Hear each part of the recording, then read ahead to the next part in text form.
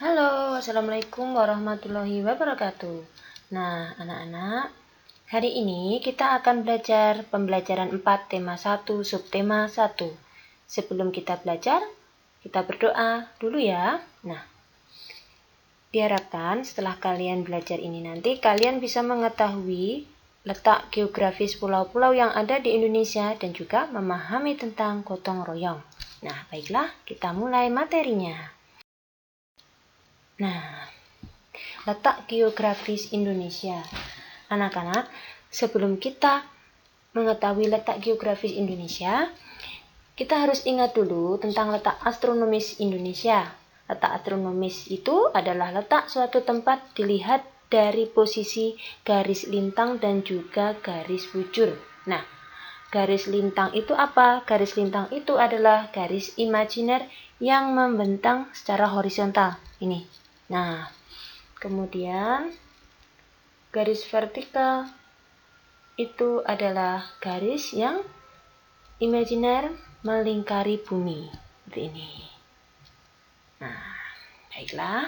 Nah, dari sinilah maka letak astronomis Indonesia kita harus ingat letaknya adalah 6 derajat lintang utara sampai 11 derajat lintang selatan dan antara 95 derajat bujur timur sampai 141 derajat bujur timur. Nah, itulah letak astronomis Indonesia. Baiklah, sekarang tentang letak geografis Indonesia. Indonesia itu merupakan negara yang memiliki letak geografis yang sangat strategis. Indonesia diapit oleh dua benua, yaitu benua Asia dan benua Australia, dan dua samudra, yaitu Samudra Pasifik dan Samudra Hindia. Nah, letak geografis Indonesia tersebut dapat digunakan untuk menentukan batas-batas wilayah Indonesia. Nah, apa saja batasnya? Ini. Yang pertama adalah bagian barat Indonesia dibatasi oleh Samudra Hindia. Kemudian di sebelah utara Indonesia berbatasan dengan Laut Cina Selatan, Malaysia, Filipina, dan juga Singapura. Nah, untuk yang bagian selatan, Indonesia berbatasan dengan Samudra Hindia, Timur Leste, dan juga benua Australia. Kemudian di bagian timur, Indonesia berbatasan dengan negara Papua Nugini. Untuk selanjutnya, kita akan membahas tentang letak geografis pulau-pulau yang ada di Indonesia.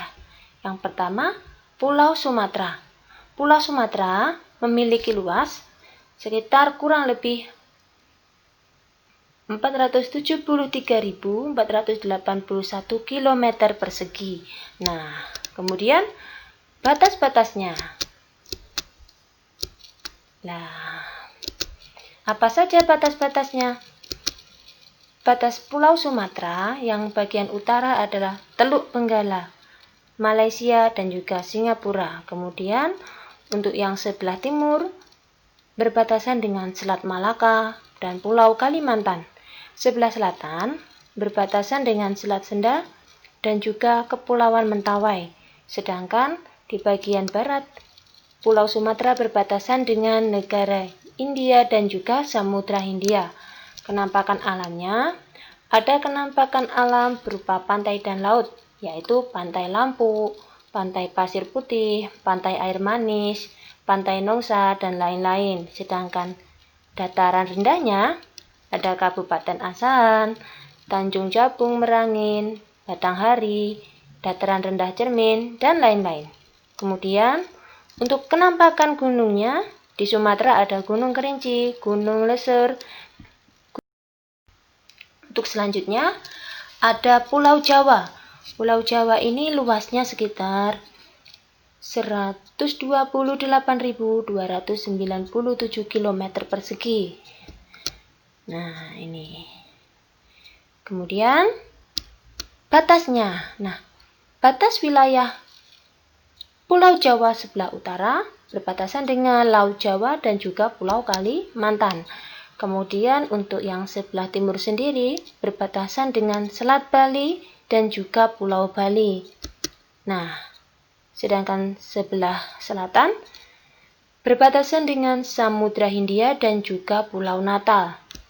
Sedangkan di bagian barat berbatasan dengan Selat Sunda dan juga Pulau Sumatera. Kemudian, penampakan alam yang ada di Pulau Jawa apa saja? Yang pertama, penampakan alam pantai dan laut. Ada Pantai Tirtamaya, Pantai Tanjung Pakis, Pantai Tanjung Baru, Pantai Kukup, dan juga pantai lain-lain. Nah, kemudian ada dataran rendah. Di mana saja? Ada Madiun, Surakarta di Jawa Tengah, Semarang di Jawa Tengah, dan lain-lain. Kemudian ada kenampakan gunungnya, ada Gunung Merapi, Gunung Papandayan, Gunung Salak, Gunung Semeru, dan Gunung Bromo. Ini adalah sebagian yang ada di Pulau Jawa. Baik, Pulau Kalimantan. Nah, Pulau Kalimantan ini memiliki luas 743.330 km persegi. Nah, ini dia Pulau Kalimantan. Apa saja batas-batasnya? Ya, wilayah utara Pulau Kalimantan itu berbatasan dengan negara Malaysia dan juga Brunei Darussalam. Kemudian di sebelah timur berbatasan dengan Pulau Sulawesi dan juga Selat Makassar. Kemudian di sebelah selatan berbatasan dengan Laut Jawa dan juga Pulau Jawa. Sedangkan di sebelah barat berbatasan dengan Bangka Belitung dan juga Selat Karimata. Kemudian kenampakan alamnya. Nah, Pulau Kalimantan itu memiliki kenampakan alam, pantai dan laut. Antara lain apa saja? Ada Pantai Melawai, Pantai Lamaru, Pantai Kemala, Pantai Biduk-Biduk. Kemudian untuk kenampakan daratannya, dataran rendahnya ada dataran rendah Ketapang, Redep, Teluk Milano, Selor. Kemudian untuk kenampakan gunungnya ada Gunung Kinabalu, Gunung Batu, Gunung Asing, Gunung Banyutawar. Baiklah. Nah, selanjutnya adalah Pulau Sulawesi. Pulau Sulawesi memiliki luas 174.600 km persegi. Nah, ini dia Pulau Sulawesi. Kemudian kita lihat batasnya. Nah, Pulau Sulawesi sebelah utara itu berbatasan dengan Laut Sulawesi dan juga negara Filipina.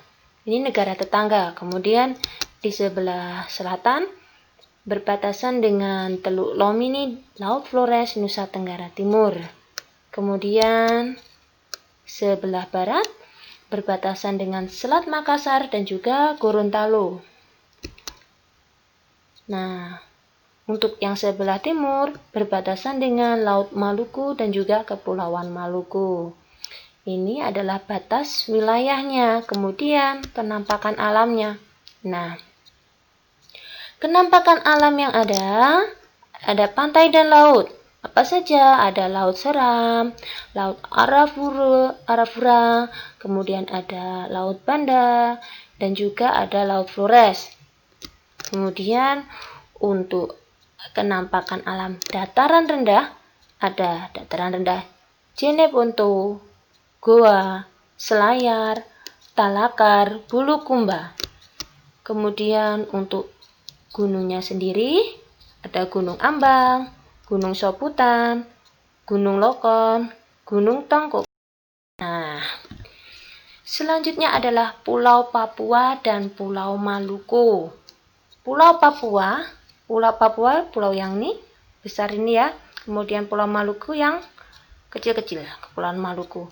Nah, luas Pulau Papua sendiri adalah 786.000 km persegi. Kemudian luas Pulau Maluku yaitu 74.505 km persegi. Nah, kemudian untuk batasnya, batas wilayah utara dari Pulau Papua dan juga Maluku adalah Samudra Pasifik. Kemudian di sebelah selatan berbatasan dengan Laut Arafura. Kemudian di sebelah barat berbatasan dengan Laut Banda dan Maluku. Kemudian di sebelah timur berbatasan dengan negara Papua Nugini.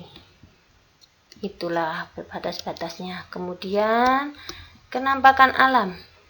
Kenampakan alamnya ada kenampakan alam pantai dan juga laut. Ada pantai Teluk Triton, pantai Pulau Venue, pantai Yenbeba, pantai Bakaro. Kemudian untuk dataran rendah ada pesisir Arafura, pesisir Transfly, dataran rendah Teluk Papua. Kemudian untuk gunungnya ada Gunung Puncak Jaya yang ada di Papua dan juga Gunung Gamalama ini ada di Maluku. Nah, baiklah, kita lanjut. Nah, Pulau Bali dan juga Nusa Tenggara. Pulau Bali memiliki luas 5.780 km persegi, sedangkan luas Pulau Nusa Tenggara 72.877 km persegi.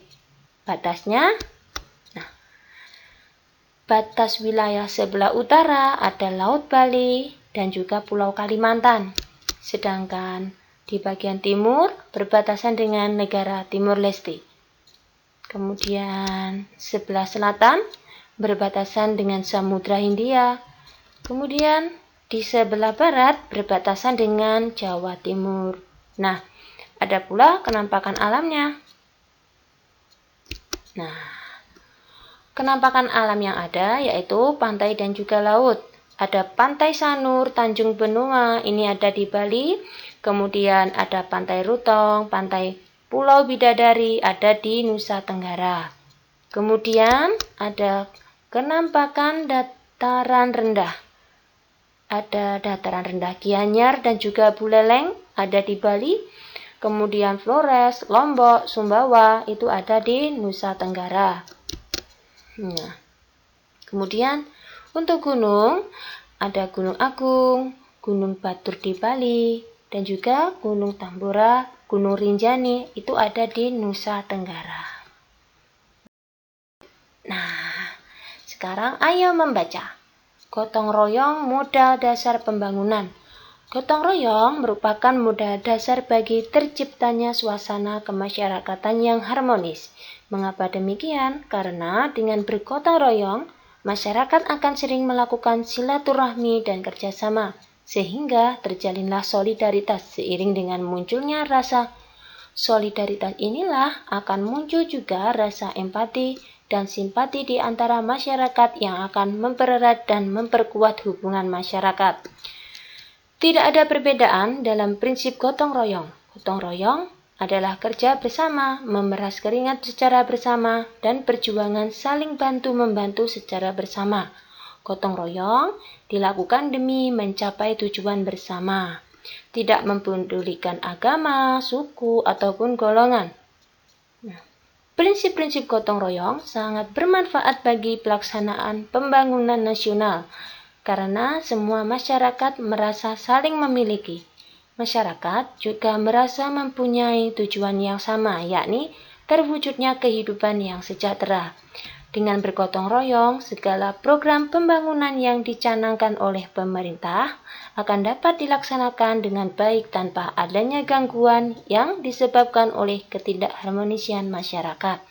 Nah, anak-anak, kira-kira sebutkan ide pokok dari masing-masing paragraf pada teks di samping. Di sini ada 3 paragraf, maka tugas kalian nanti adalah mencari ide pokok di setiap paragrafnya.